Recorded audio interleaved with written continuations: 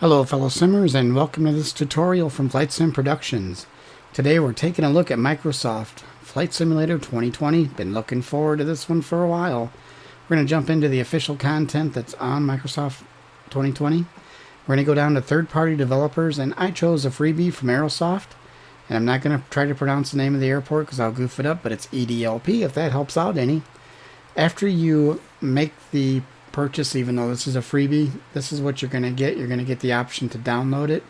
You can either download it right there, or you can jump into the content manager, and within the content manager we're just going to type in the name. Boom, there it is.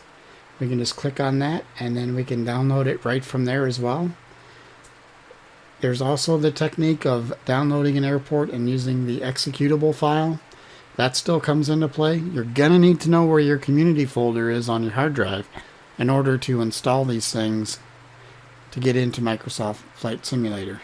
We also have something called Modman. This is a great tool. It's free. All you do is you add your file to this, and then you install it. Now it has to be a zip, some sort of a zip folder, like or a zip file. It has to be like a zip, or it has to be like a TAG file, something like that. It has to be compressed into something.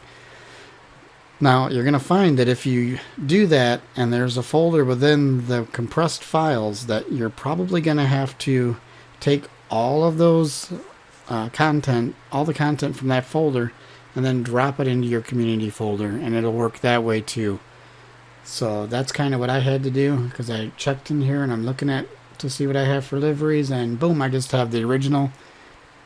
So sure enough, what I had to do is I had to go back in to where my community folder is for Microsoft Flight Simulator. And if you're not sure how to get to that, there's several different tutorials on there. If you're still a little confused, let me know. I'll shoot you out a video on that as well. And what we're going to do is we're just going to drag everything from within that folder right into the community folder. It just hangs loose. There's no config files. There's no nothing. And then that original file that was in the zip folder that held all the other content, I'm just going to delete it. Don't need it anymore.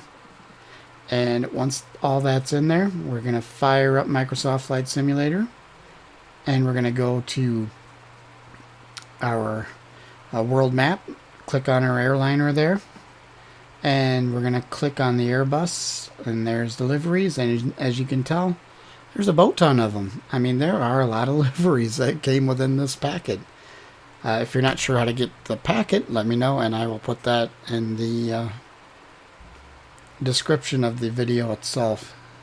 But I believe this changes all the time, so by the time I put on one in, it's probably already going to be obsolete. So that's kind of why I'm not doing it now.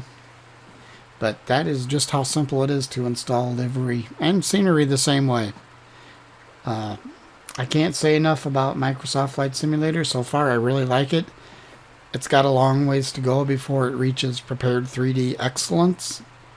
And I only say that because, you know, prepared is seasoned, and this Microsoft Flight Simulator is fantastic. And it's going to exceed prepared, I guarantee you that.